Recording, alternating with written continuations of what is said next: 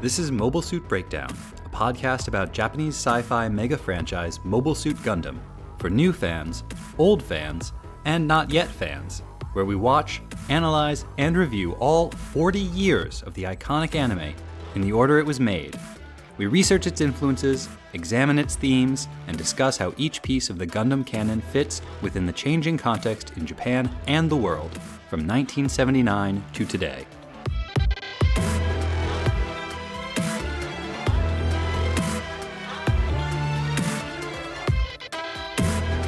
This is Mobile Suit Breakdown episode 1.15, the Lost episode, and we're your hosts. I'm Tom, longtime Gundam fan, and 3 orphans in a trench coat. And I'm Nina, Gundam noob, but big fan of tropical sunsets. Before we get started with the episode, we have a couple of special thank yous and a request. So first, thank you to all of our new listeners, new followers, new likers, and new subscribers. We've gotten a lot of you over the last couple of weeks, and we really appreciate it. We especially enjoy all the comments, so double extra special thanks to the Gunpla Mechanic on Instagram, who, in addition to having an excellent collection of Gunpla photographs, also said some really nice things about the podcast, so we are very grateful. Speaking of Gunpla, Nina is interested in building her very first Gunpla. She's crafty, but she's never built anything quite like this before. So, listeners, we'd like you to give us some suggestions. What should her first Gunpla kit be? You can let us know on Twitter, on Facebook, or on Instagram, or you can email us at gundampodcast@gmail.com. The Japanese title of this episode is Cucuruz Doan no Shima, which is usually anglicized as Cucuruz Doan's Island. Pretty literal translation. Well, it hasn't really ever actually been translated. That's right. Yeah. This episode has never been part of an official US release. Correct. And it's never been officially translated except once in 1980 when it was included in the Italian dub. Huh. Yeah. As far as I'm aware, this is the only Gundam episode that has had this treatment. The only episode that has ever been vetoed by the original creator and excised from a foreign release. As Tom and I watch, we will be trying to figure out why that is the case. Was it subpar animation, bad writing, taboo or otherwise censored content? The official responses are cryptic, as is tradition for Tomino. So we're going to watch and see what we can glean. Yeah, there's no definitive explanation for why Tomino hates this episode so much. There are other bad episodes. There are other episodes with bad animation, and yet this is the only one. And he must have used a considerable amount of influence and cashed in a lot of favors in order to get this one vetoed in the way that he has. And I think the fact that this was included in that Italian dub back in 1980 is actually very telling, because remember, in 1980, the show had been canceled, the movies hadn't come out yet. This was not Gundam, the smash hit that defined a genre. This was Gundam, the toy commercial that we had to cancel. And Tomino was not the father of Gundam. He was that director we hired to make our toy commercial who screwed it up so badly we had to cancel it. So of course, when they were trying to go for a quick cash grab and licensing it in Italy, where for some reason mecha anime was really taking off in the early 80s. Yeah, I really want to find out who the person or people were who were prescient enough to be like, do you know what trend we need to get on top of? This Japanese animation stuff. I can tell it's going to be really big. In 1980. So if any of our listeners are Italian speakers and can help us unravel this mystery, we would really appreciate that. While this episode has never been officially translated or released in the English-speaking world, it does still get included on Japanese copies of Gundam. So, for instance, it was included most recently on the 2017 limited edition Blu-ray release in Japan. And it's the reason why the answer to how many episodes of Gundam are there changes depending on where you ask the question. Now let's watch the episode and see what we can figure out.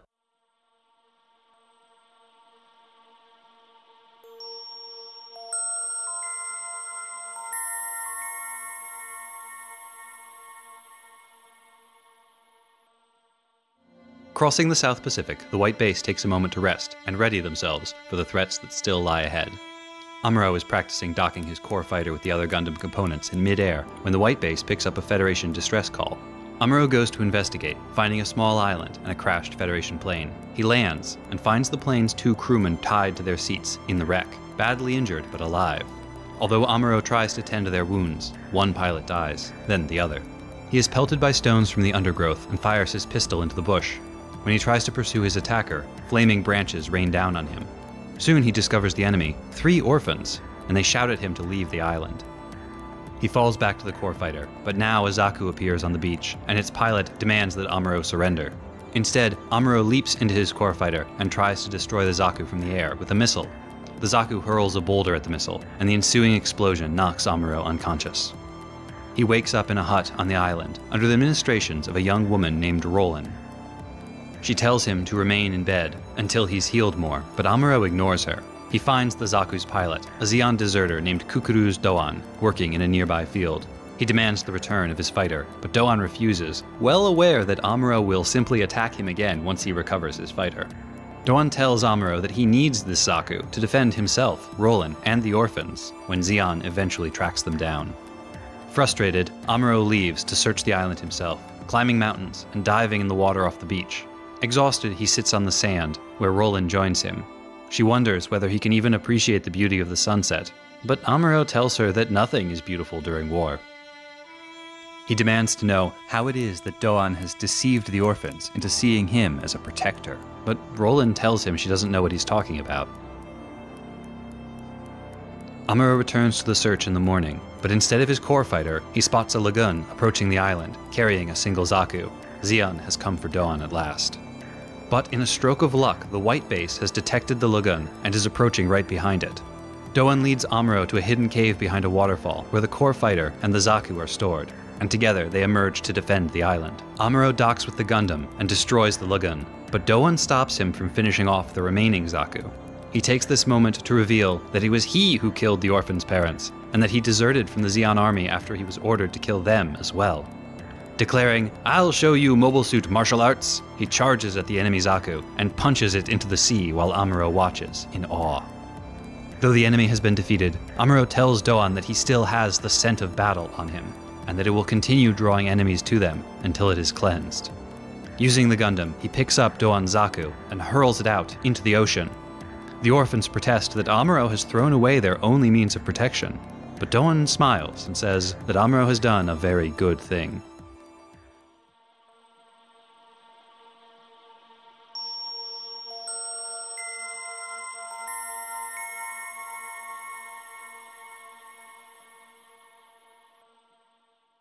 This week we're discussing Mobile Suit Gundam episode...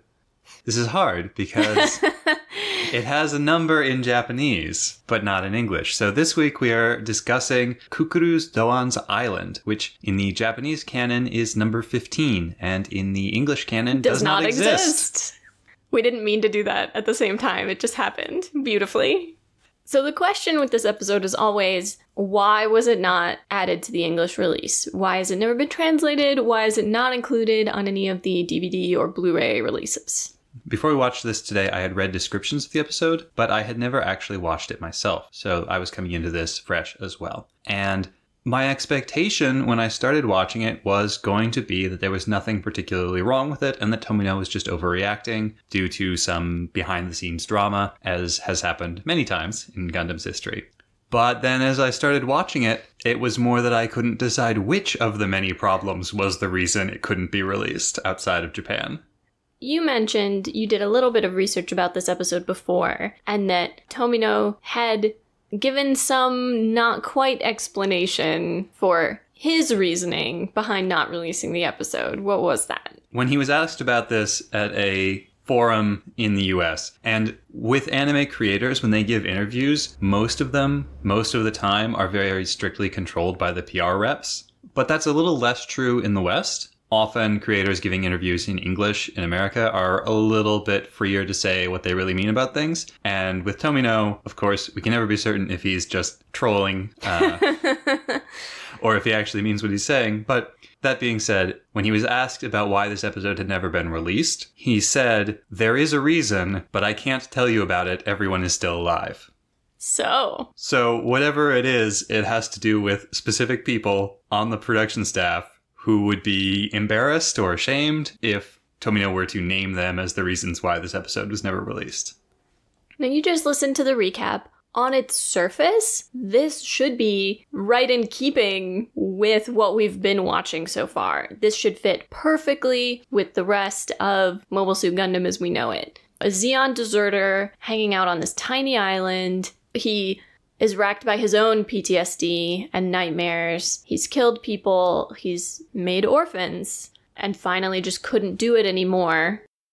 And Amuro's interactions with this deserter, Amuro's suspicions of the motivations of adults, and his disbelief that this man could have any, good motivation. Adults and Zeon in specific. He probably wouldn't feel this way if it was a Federation officer. But this is in keeping with a lot of the episodes we've seen so far, dealing with the humanity of Zeon soldiers and the inhumanity of what is being asked of them. And we see Amuro having kind of come around to a more soldierly way of thinking and to a more us versus them way of thinking, confronted with people who just want to be left alone, who don't care that he's the Federation. They don't see him as a savior. They just want to be left alone. All he represents to them is the war that so far they've managed to, they've survived and would like to forget about. So it's very much in keeping thematically with the episodes that we've been dealing with lately. It feels like it would fit,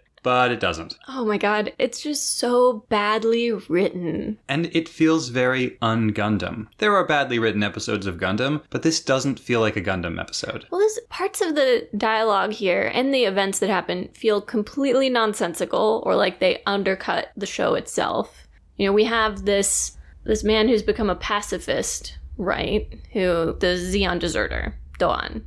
Clearly not a pacifist. Clearly not a pacifist. I mean, in the big battle at the end, he kicks another Zaku into the ocean, and unless he went to rescue that pilot, he still killed the guy, whether he shot the Zaku or did Zaku martial arts with it. Yeah, we are definitely coming back to Mobile Suit Martial Arts. And at the very beginning of the episode, Amuro comes upon these two Federation pilots who've been shot down and are tied to their seats, which, great, they're still alive, but also they die like a minute after he gets there. They've been left to die. Yeah, very peaceful. And the various somewhat mysterious, or I think they're meant to be deep, but just come off badly, comments from characters like Roland and Doan. You know, there's this scene where Amuro has been hunting for the core fighter all over the island. He's been searching the whole island, and it's beautiful. And I think is clearly meant to be representative of the South Pacific, right? Mm-hmm. These, dozens of tiny islands. Based on what we know, they're probably literally in the South Pacific right now. And Roland comes up on Amuro, exhausted after even searching the beach and underwater, and criticizes him for not even realizing what a beautiful sunset is happening right in front of him. And he mentions that in wartime there's no time to think about beauty, which is an interesting discussion they could have, right? She could be saying something along the lines of, if you're not fighting for this, if you can't enjoy life, then what do you have to fight for? Like, if you can't stop and enjoy anything, then what's the point? But they don't go there. She makes some cryptic comments about how Doan says if Amuro can get over his immaturity, he will be a really good soldier. Why the heck would Doan want Amuro to be a better soldier? Why? What? What? What the what? Well, it's clear that Doan is not actually a pacifist. Doan is just done with the war, but still inherently a warrior. And he has that, frankly, suicidal, let me show you my Zaku martial arts bit. And then Amuro is getting teary-eyed at the glory of the sacrifice that Doan is making by punching another Zaku apart, which is the moment at which I really felt like this is not Gundam. Yes, in Gundam, sometimes people make the I must protect them sacrifice, but it's not glorious. It's not uplifting music time. It's sad when that has to happen. And it doesn't have to happen here. And it's not usually the Gundam and a Zaku against one other Zaku. Amuro could have shot the other Zaku. Amuro could have thrown that Zaku into the ocean. Right. There was no reason why Doan had to get his Zaku all shot up, nearly dying, we assume, for the drama of it, in order to punch another Zaku right in the cockpit. Then at the end, you have this totally nonsensical, oh, don't you think that the Zeon forces keep coming for you, Doan, not because you're still alive, but because of the scent of battle on you. Amuro and scents. Yeah. The scent of Matilda, the scent of battle. And then Amuro's solution to this is to throw the Zaku into the sea. Afterwards, the kids freak out, but Doan tells them to calm down, and he declares that he thinks Amuro's a good kid, and what does Roland think? And Roland agrees. And it's never explained precisely why Amuro throwing their only mode of defense into the ocean is a good thing. There's no suggestion that the Zaku has a transmitter in it that is attracting Zeon forces or something. It's not entirely clear how Zeon knows that Doan is on this island or to send people to hunt him down. I think it's an accident. They're doing flybys and they're buzzing. I don't even think they're really looking for him. Maybe. Basically, that whole scene, to me, felt like someone trying really hard to be deep and sucking at it. Just real bad. They were trying so hard to have some kind of deep message. It's the weapons that attract war to you or something like that. Well, or maybe they were trying to do a armaments commentary of stockpiling arms isn't actually a deterrent. Stockpiling arms shows that you're preparing for war. Maybe they're trying to go in that direction, but they do it badly and it doesn't come off. I have a different read on Amuro throwing the Zaku into the sea. I know that your interpretation of it is almost certainly what the creators of the show intended. But my read here is that Amuro has just wanted to destroy that Zaku since the first moment he saw it. Zaku's are his trigger, and he needs to destroy it before he can leave this island. Zaku's are my trigger! Many episodes ago, I talked about the Japanese director Ozu, who I'm thinking of now because we mentioned a possible connection between Ozu and Tomino, that Tomino's storytelling is fairly subtle. A lot of things are not explicitly stated. A lot of things we're allowed to sort of witness them without melodrama, but that gives a lot of very true feeling to the scenes. And this episode, it was the total other direction. It's all melodrama. Yeah. From the very moment Amuro is tending to one of these wounded soldiers and the guy goes, and Amuro says, he didn't make it. And Amuro doesn't even seem all that upset. No. He's just oops, this pilot didn't make it. And then the other guy dies in his arms, and he's even less fazed by that. I wonder if Amuro has a sign or a tattoo on his back that says main character, because Amuro gets medical treatment and a bed while the other Federation pilots get tied to their chairs and left to die. Well, and without understanding the situation at all, he did hop into the core fighter and try to destroy the Zaku, so... There's no good reason why Amuro should be treated so well when those other guys were treated so poorly. Unless Doan didn't even know about those other pilots, and it was the orphans who tied them up and left them to die. Those orphans seemed pretty bloodthirsty. I think there's a decent chance that that's what happened. That's one inconsistency resolved. We know exactly what happened there. Never let yourself be caught by the orphans. Why are there always 3 orphans? They come in packs of 3. That's how you buy them in the store. But caretakers only come in packs of 1. Just hot dogs and hot dog buns. Never same size pack. At the beginning of the episode, when Amuro is tending to these wounded pilots, and suddenly someone starts throwing rocks at him, and later flaming sticks, and then he sees that it's children. I really wanted this to be a Lord of the Flies style, Island of Lost Children, all the parents are dead situation. That would have been a much better episode. Or if remove Doan entirely from the show, make Roland the leader of this orphan gang. Then you could maybe do some interesting things, paralleling and contrasting Roland and her orphans to Fraubo and her orphans. I think there's a good episode there. I still think they could have done really good work with Doan, and they've ruined it. A couple of other things that I went into the episode thinking might be issues, and turned out not to be.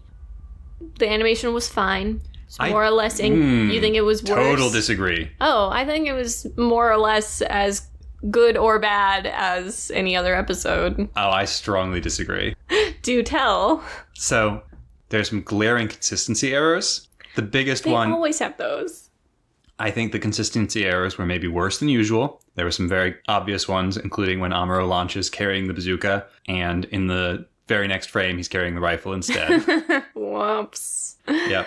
the weird sex position Gundam transformation. Yeah, but that's like the position that the gun cannon fires from in that one scene that they use over and over. It's true. It's a little weird that Ryu is so bothered seeing the Gundam in that position, but not bothered at all when the gun cannon takes the same downward dog firing pose. They hang a lampshade on it, right? They don't have to have Ryu say anything about it at all. And they chose to have Ryu be like, ooh, and I do not like seeing the Gundam like that. But why do they need to have that at all?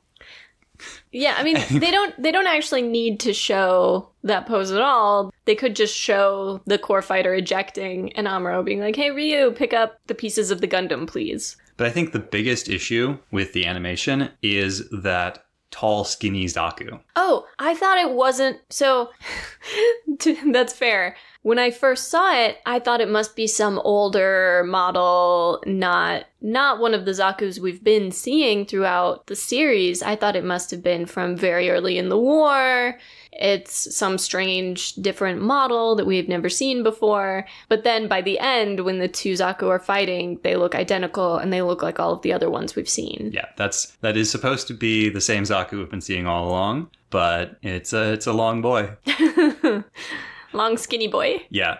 So yeah, I think that's probably the biggest issue with the animation in this episode. And it's not just that the Zaku is like long and skinny. The head is all messed up. Like that Zaku does not look like a Zaku. Well, it looks, like I said, it looks like a related but decidedly different mobile suit. Mm-hmm. In the Gundam decoupling scene, there is a brief period where the Gundam becomes kind of transparent and we see into the cockpit where Amuro is. And I can't think of that ever happening any other time in Gundam. It's a very un-Gundam sort of effect. It really makes it more cartoony and takes away from the sense of cinema and realism going on. And I can see how that alone would have been very offensive to Tomino. They also spend a lot of screen time on those transformations. We get 3 of them because we get the initial core fighter to Gundam remote coupling. We get the uncoupling when Amuro goes to check out the island. And then we get the transformation again when he does the sort of landing on the white base, gets hooked in, and emergency combines. So we get 3 versions of that are rendered with, I'm sure, what they meant to be quite a lot of detail and focus. But I think it's rare for any one of these episodes to have more than one of those. It's like they were trying to take up time. Yeah, my theory for this episode is that it was created under some pretty tight time, budget, and resource constraints, and that's part of why it ended up being so weird. And there's some reasoning behind that, but we'll go into that into the research section when we start talking about who exactly was involved in making this.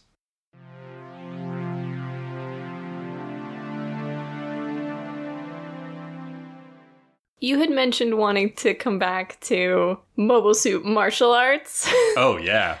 It feels like a weird thing to draw attention to. Again, to kind of hang a lampshade on and be like, here is this very dramatic line about Mobile Suit martial arts. And then the actual scene involving it is very short and not that interesting. You think you're going to see some cool Mobile Suit unarmed fighting moves or something, and in fact, it's very boring. Yep, deeply disappointing. Luckily, there will be much more exciting Mobile Suit martial arts later on, so look forward to it. There's frankly already been some. We've seen it incorporated in all the other combats where people kick or shove or hit with their shield or, you know, as needed in close range. We've seen people use attacks that use the body of the mobile suit rather than its weapons. Well, and in this episode, right after Doan announces that he's going to show Amuro some martial arts, the enemy Zaku does a flying double jump kick at them, and Amuro just tosses it away with his shield. Yes. Apparently he does not need Doan's instruction.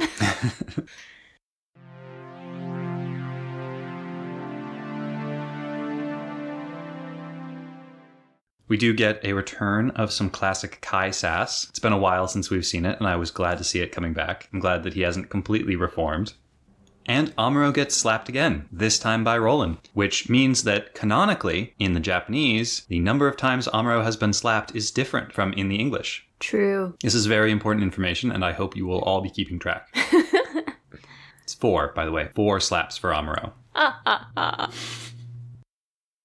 Oh, and Frau is taking Sayla's job on the bridge. In fact, Sayla does not appear in this episode at all. Nope. Nor does Hayato. Maybe they're having a rest? Also, given how distraught Fra is in the last episode, she seems uncharacteristically calm when they haven't heard from him in 24 hours. Yeah, she should be freaking out. And insisting that someone go look for him and saying that they should go look for him. And I feel like we should have, Mirai talking Fra down Redux, and we don't. Can I also just say, rookie mistake on Amuro's part, not looking behind the waterfall. Yeah, you gotta check the waterfall. It's always behind the waterfall. That's Secret Bases 101. How does he not know this? Clearly he should have spent less of his childhood working on computers and more of it reading fiction like us. Possibly in keeping with the feeling that people needed to better understand what the heck was going on, this episode opens with an actual diagram of where the sides are in space. Yeah, and it tells us that Side 7 has only been under construction for 2 years, which I remembered that Side 7 had not yet been completed, but I couldn't remember where I remembered it from, and we get that information at the beginning of this episode. And that 4 of the other sides have been destroyed in the war. Yeah. We also see the relative positions of all the sides, which is never made clear, really, at any other point in the series up to now.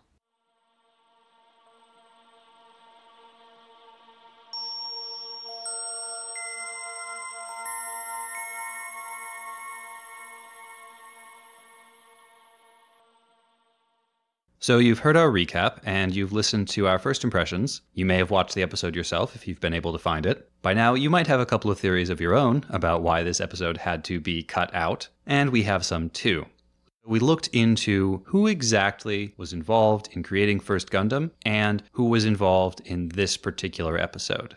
A lot of the fan speculation that I've read focused on the episode director, a man named Yokitani Minoru. And the assumption was that Yokitani Minoru was a director foisted upon the Gundam production staff by the sponsors as part of a power struggle over who was actually in control of this show, that there was a lot of friction between Tomino and this particular director, and that is the reason why Tomino didn't want this episode released, because of a vendetta against this particular director who he really didn't like. And that's based on various comments Tomino has made, suggesting that might be one particular person, and that it might be somebody in the directorial staff of the episode. This theory falls apart a little bit once you find out that Yokitani Minoru is actually a pseudonym that Tomino uses himself when he directs episodes. So unless this is an example of some pretty extreme self-hate, that's not what it is. He's just deeply embarrassed with how it turned out. So we had to look a little bit deeper. And that brought us to another person who is the animation director on this episode. For review, the animation director is the person in charge of all the visuals in the episode. His role is mainly to be the leader of the key animators and to oversee the production of the episode, following the storyboards, checking for consistency, making sure that the art is all good, on model, stuff like that. Probably a certain amount of quality assurance. Absolutely.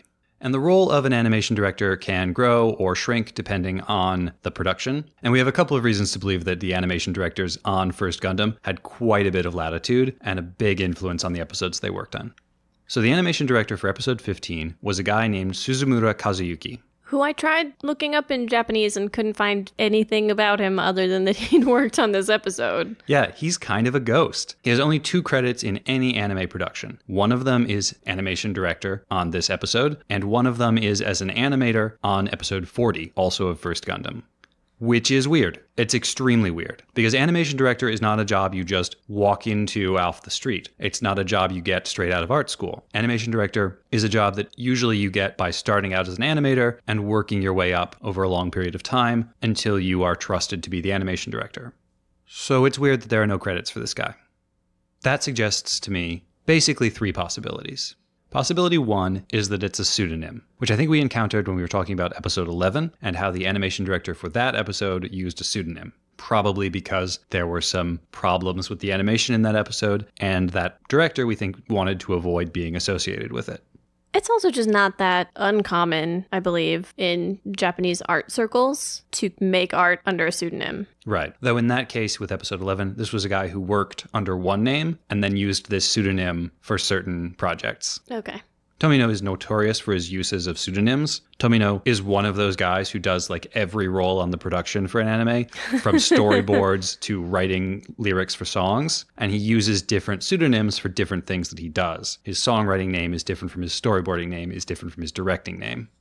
So it could be a pseudonym. If it is, we haven't been able to track down who it's attached to. And normally that is something you can figure out with a fairly small amount of searching and a little bit of fluency in Japanese. But we weren't able to find any evidence of that in this case. Possibility 2 is that this is somebody who was relatively fresh in their career, got this job, screwed it up, and then Tomino used all of his considerable influence in the industry to make sure this person never got another job.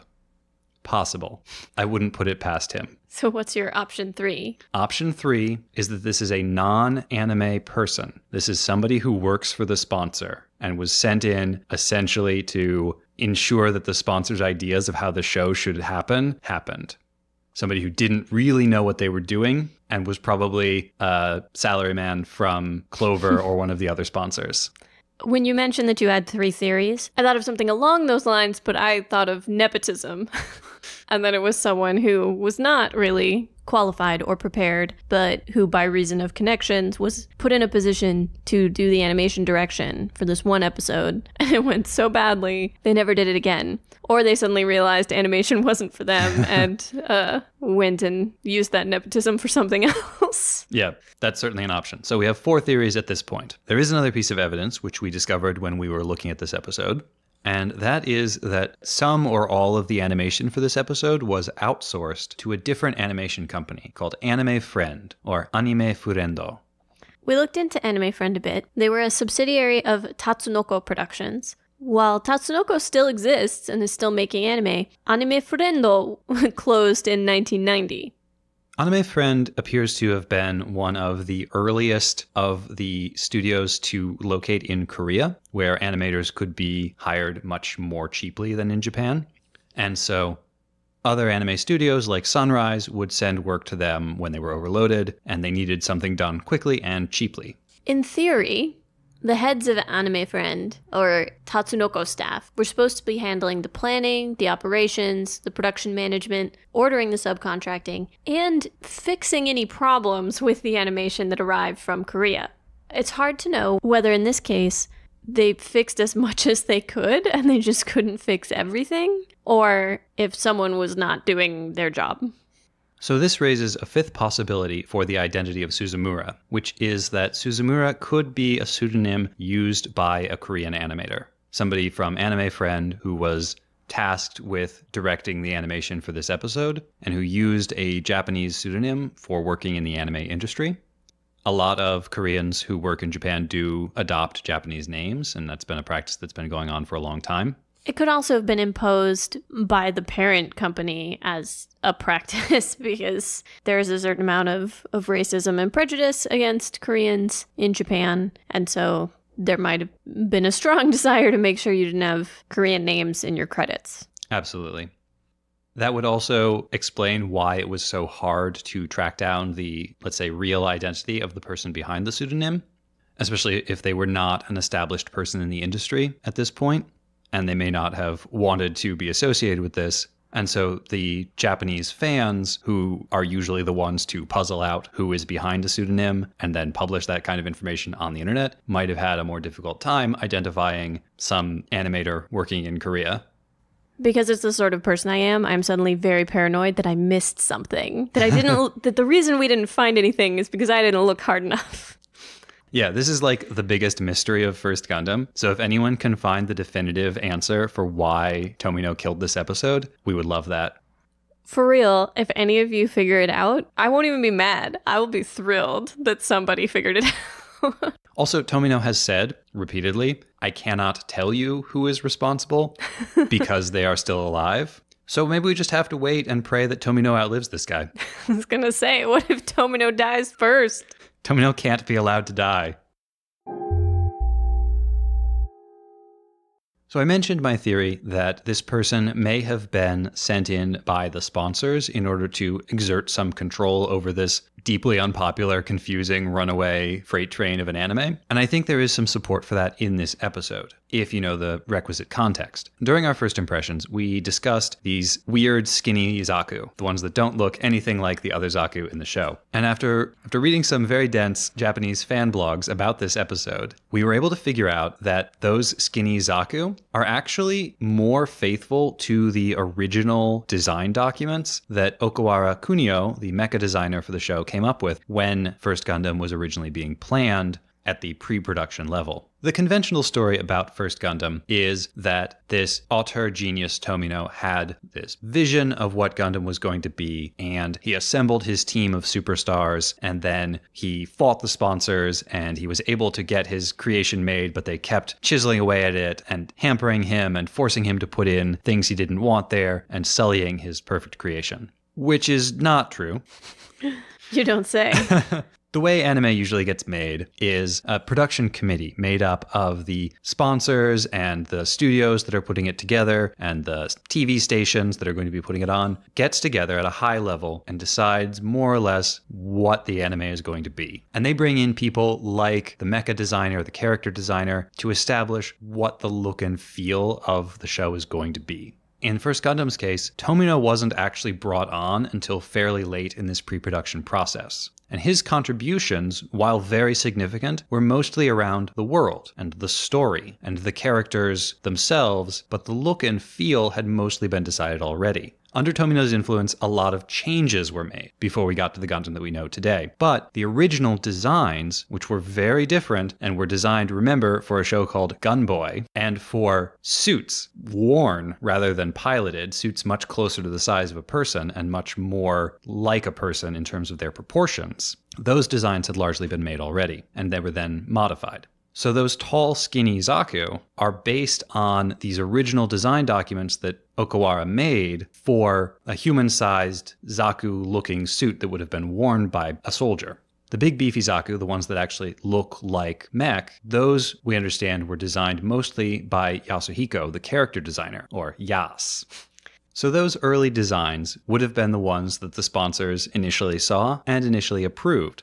They were probably the designs that the sponsors used to design toys. We know that the original Gundam toys did not actually resemble the Gundam that appeared in the show because the design had changed so much. So they were probably selling Zaku toys that didn't really super look like the Zakus in the show. So when a new director comes in, somebody no one has ever heard of, and the main thing that they do is insist that the Zaku designs use the older original concept art, it suggests to me that that might have been the sponsor's influence. The other weird thing about the Zaku in this episode is that they behave like super robots instead of like robots. They're jumping around, they're doing flying kicks, they're throwing each other with no respect for the weight of the machines in a way that we haven't seen in any other Gundam episode. And that super robot feel is probably more like what the sponsors thought they were going to be getting. So they brought in a director who was going to give them that. And finally, this episode shows the Zaku really showing off. Mobile Suit martial arts, flying through the air, throwing rocks at missiles. It makes the Zaku look impressive, and maybe the idea was that that would sell more toys. Yeah, that double flying kick thing.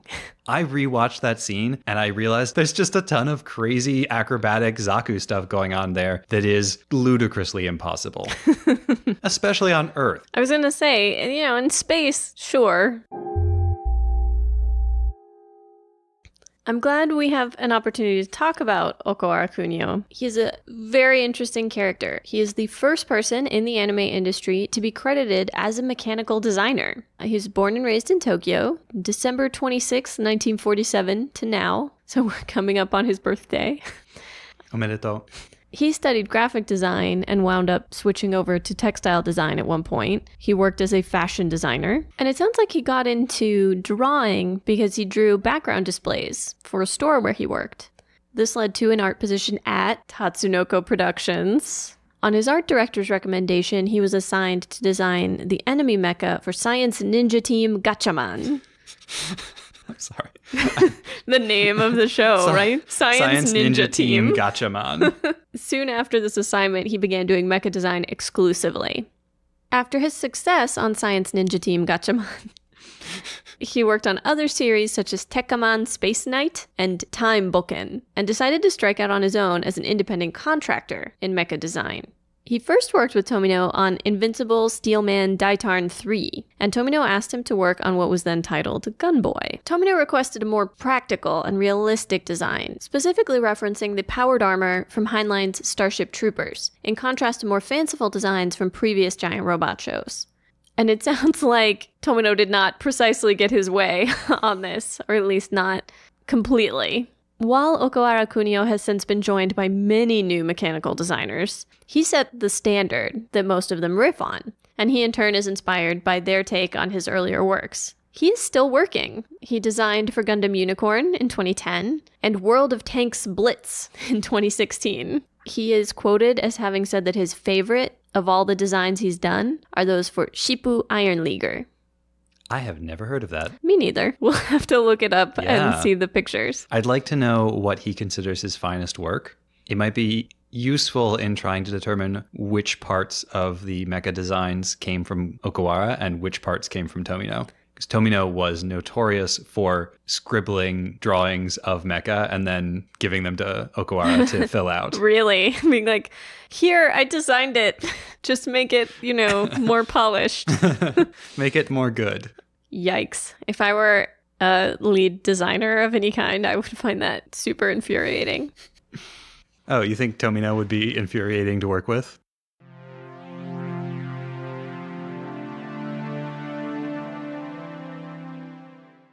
The thing that this episode made me wonder about most was actual deserters during World War II.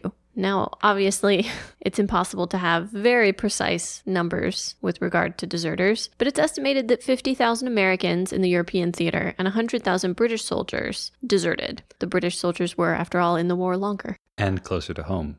There were many fewer desertions in the Pacific, largely because there was nowhere to run to. Not everyone had an idyllic, mostly deserted tropical island where they could hide out. Some of you may have heard the old statistic, but I think close to true, that of the massive United States Army, only 10% were fighting men. Only 10% were on the front lines. It was from this 10% that most of the deserters came.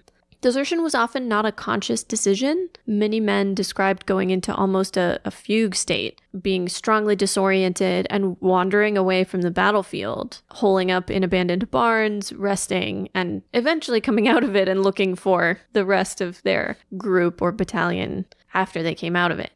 These were men who were severely worn down and often receiving really subpar leadership. Particular groups would have higher rates of desertion than other groups, and this is often attributed to poor leadership. That makes sense. All volunteer forces, like the Marines, had almost no desertions. Again, makes sense. If you volunteered for this and knew what you were signing up for, you're much less likely to panic or to get worn down in that same way. The Marines also place such a high emphasis on esprit de corps. Right. And frankly, many men in the European theater fell in love with local women, and when the army moved on, they stayed. This particularly happened in France and in Italy.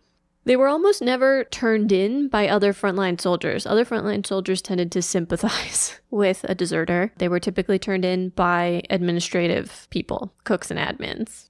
The wartime Japan military executed soldiers on desertion charges, but many of those charges were false. One of the particular difficulties in the Japanese case is that most of the paper records were destroyed after the Japanese surrender. And so the Japanese government has refused post-war remediation related to these wrongful executions. So they sort of throw up their hands and say, oh, we don't have any of the paperwork. We don't know what happened. Are you saying that Japan is refusing to reckon with bad things that the country and the government did before and during World War II? That's so weird. They never do that. A former judge from these cases has said straight out most of the time there was no pretense of a trial. Beyond the fact that being executed for desertion dishonors the family, it also meant that the survivors' families would not receive any sort of military pension, which they would otherwise have been entitled to. So this is an ongoing battle.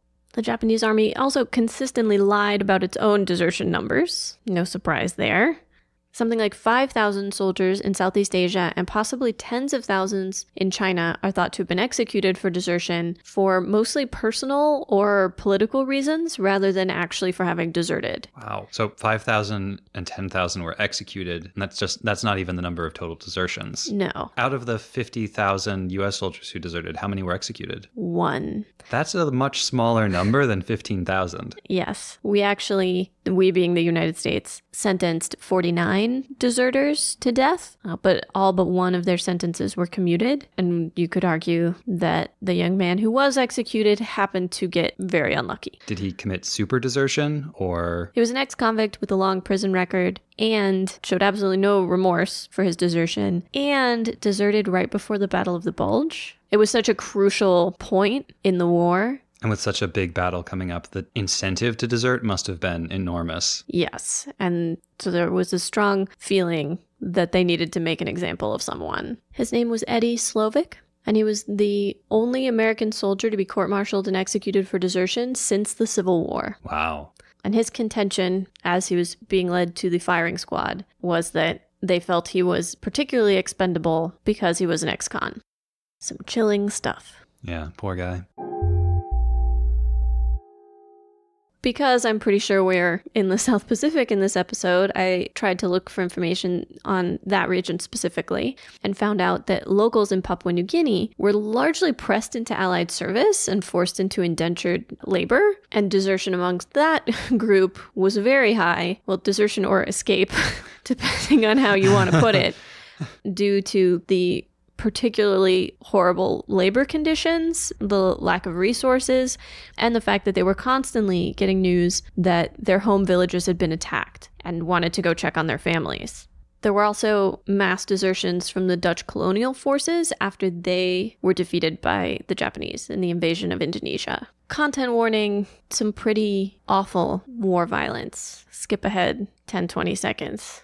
Cucuruz Doan talks about slaughtering a village full of people, right? And that he just couldn't bring himself to kill the kids. An American soldier talking about the war is quoted as having said, "We sometimes accidentally killed whole families. You don't have time to ask who was in the cellar before you threw in a grenade. Sometimes, too, a little girl or boy would come running out with one or both arms blown off, crying hysterically and wild with fear."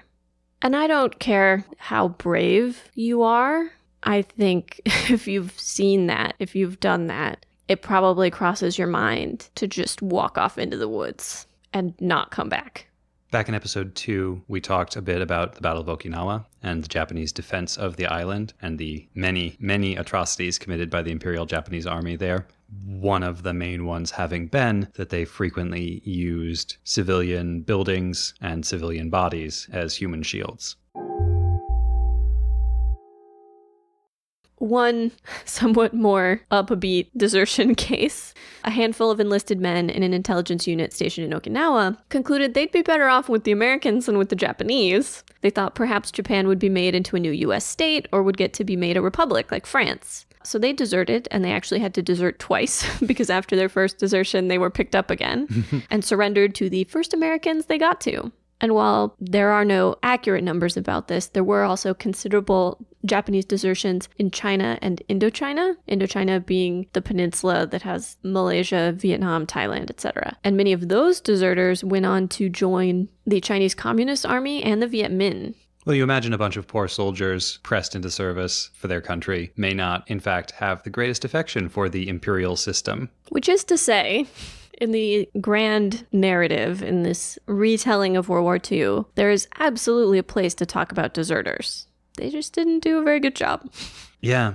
When you read the Japanese commentary on this episode, the thing that keeps coming up over and over again is people asserting that Doan's desertion is intended to be a commentary on Vietnam War desertions by American soldiers. Huh. And it's totally not. That's interesting. Because, yeah, I would assume fundamentally they would want to think it's about Vietnam War desertions because they feel like they're on the moral right side of that.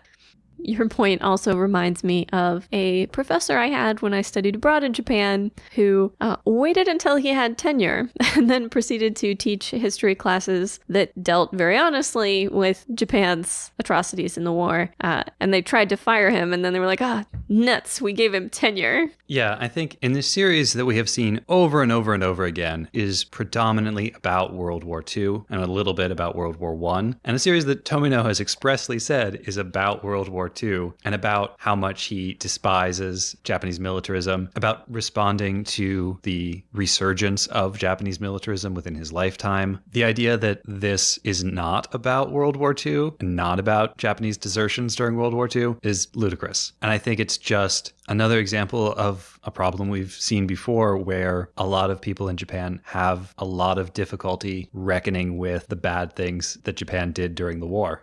A big part of which has to be that those things are just not taught anymore. There was a brief window when they were, and then promptly that information was removed from textbooks and from schools. And if you don't learn about such things until you're an adult... Yeah, those forces that Tomino was responding against, the forces of a resurgent Japanese militarism, are the same forces that saw those textbooks edited and those things removed from the public consciousness. And that's a perfect segue into the word that Doan uses when he says mobile suit martial arts. Nice. Nicely done, sir. Thank you.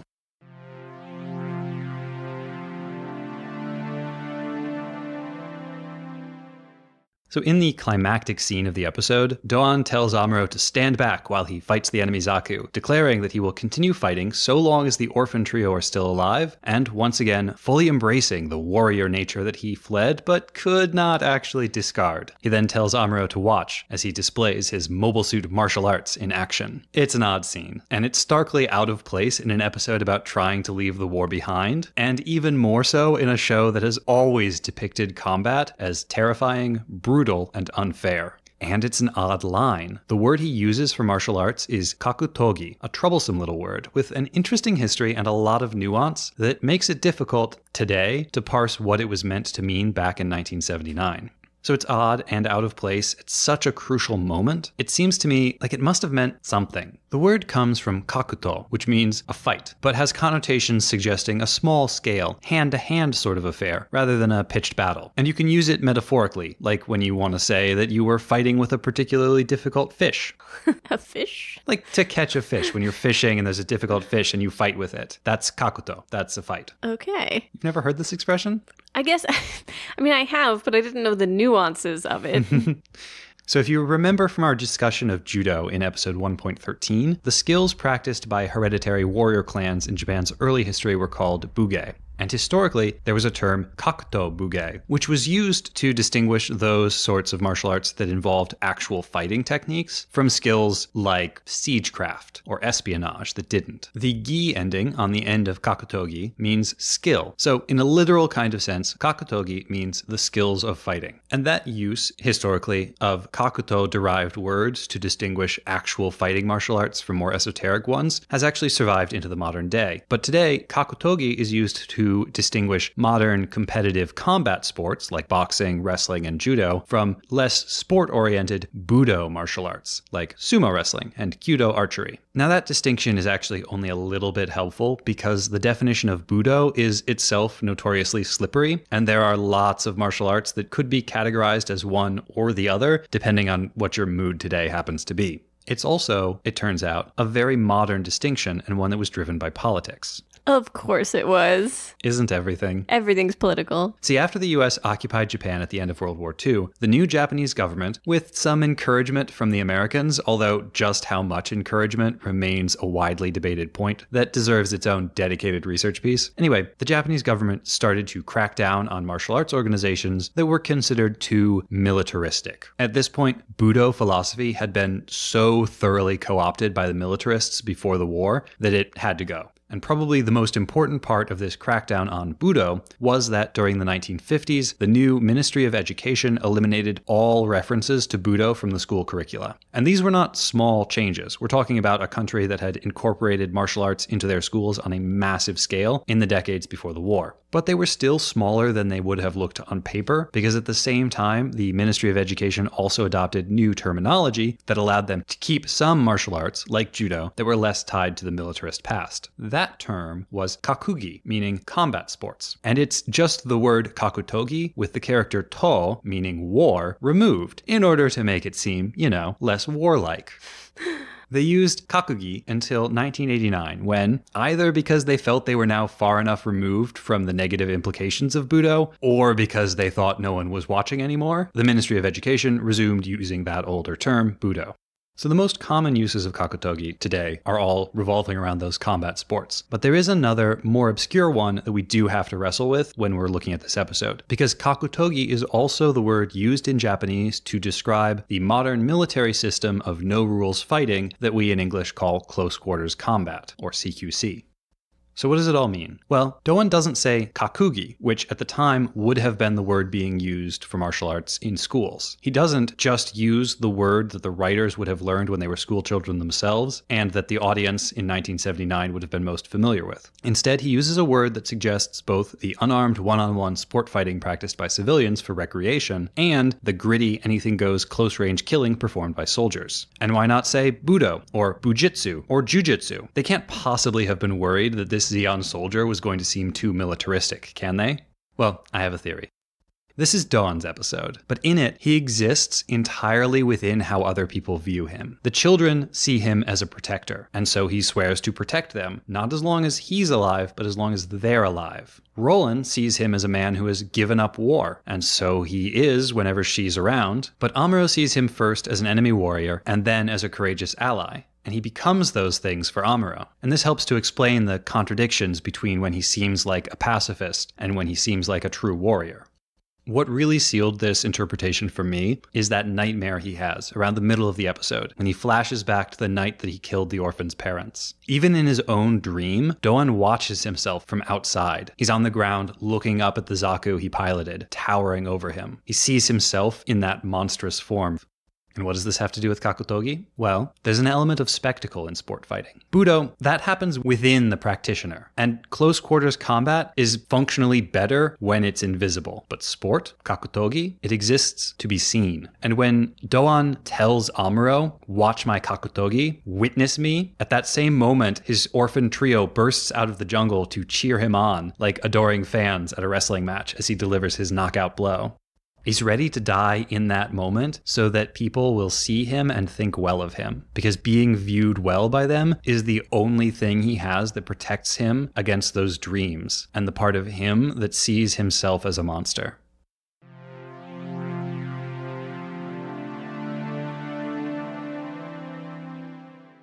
A brief language note. Tom has commented on, we assume, Tomino's obsession with smells. First, we have the scent of a woman from Matilda. We can argue about that later. But in this episode, they use the phrase tatakai no nioi, the scent of battle that is supposedly on Doan. Now, to be absolutely sure, I looked it up. And the thing is, for nioi, the word nioi usually means scent, smell, or odor, but can also mean an aura, a sense, or a flavor in the abstract sense of the word. I assume, because it would make more sense, that in this episode, nioi is being used in the sense of an aura of battle, an aura of war or violence. Also, totally unrelated and not really helpful but interesting, there are two different kanji or characters for the word nioi, one with positive connotations and one with negative ones. Impossible to know which one he used here. Really, even within the context of the episode, it's impossible to know whether it would have been positive nioi or negative nioi. The line Amuro says suggests negative, right? That this is something that needs to be cleansed from Doan before he will be safe. But the structure of the episode, the framing of it, the way Doan is depicted, it's clear that we're supposed to see this guy as heroic and powerful, somebody for Amuro to aspire to be. At the same time, he's someone who's done horrible things, and Amuro should not aspire to be like him. It's a weird disconnect that I think has to come from different people trying to pull the episode in different directions. Yeah, absolutely. Maybe that was the problem with this episode. Maybe there were too many people in charge. Too many cooks type situation. Yeah. They could also have just written nioi in hiragana, left it neutral. It's interesting you mentioned the two different kanji, because KakuTogi actually has two different kanji too. The first one, kaku, can use a kanji for fighting, or it can use a kanji for rules. Interesting. Yeah, giving it that sense of competition fighting, sport fighting, tournament fighting.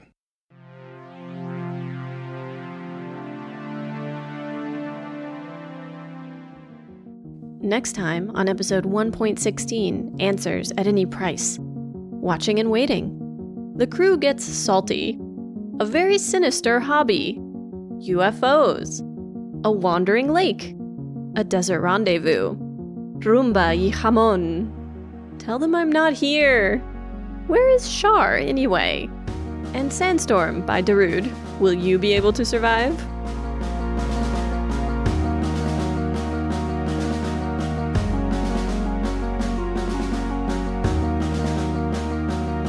Make sure you do all the podcast things. Like, subscribe, share, and pledge your undying devotion to Mobile Suit Breakdown on fine podcast services everywhere, and on YouTube. Follow us on Twitter at Gundam Podcast. Check out our website, GundamPodcast.com, for episodes, show notes, and more. And you can email your questions, comments, and complaints to GundamPodcast@gmail.com. Or shout your wrong Gundam opinion to us directly by coming to scenic New York City and yelling, "The animation was fine, more or less as good or bad as any other episode," on any busy street corner. We'll totally hear you.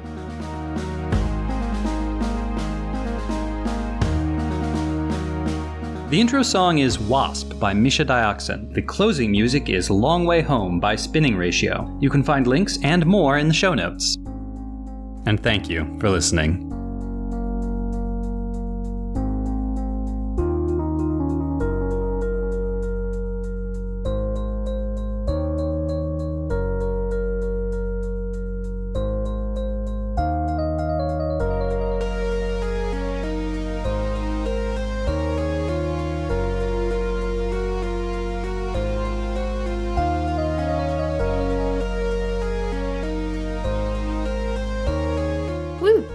Okay.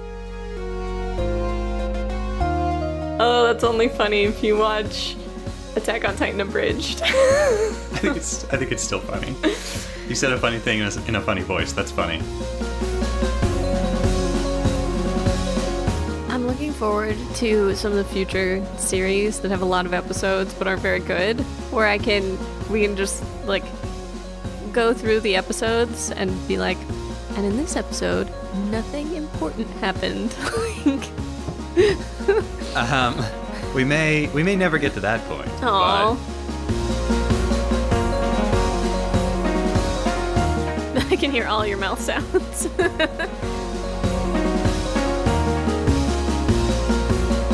From characters like Roland and Doan. Oh no, it rhymes. In some sources, Roland is Roland, so maybe we should just go with that. Amuro's voice actor on Twitter told me to drink water, so not me directly, but like people doing voice stuff. So I trust Amuro's voice actor, who, in spite of their interest in Gunpla, they are in fact a great human. Your true feelings come out. Oh God, it's getting all Freudian up in here.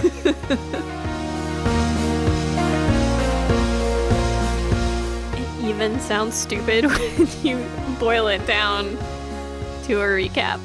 That's not my fault. I know. I'm just saying, like, you did your best to leave in only the bits that made sense. And it's still terrible.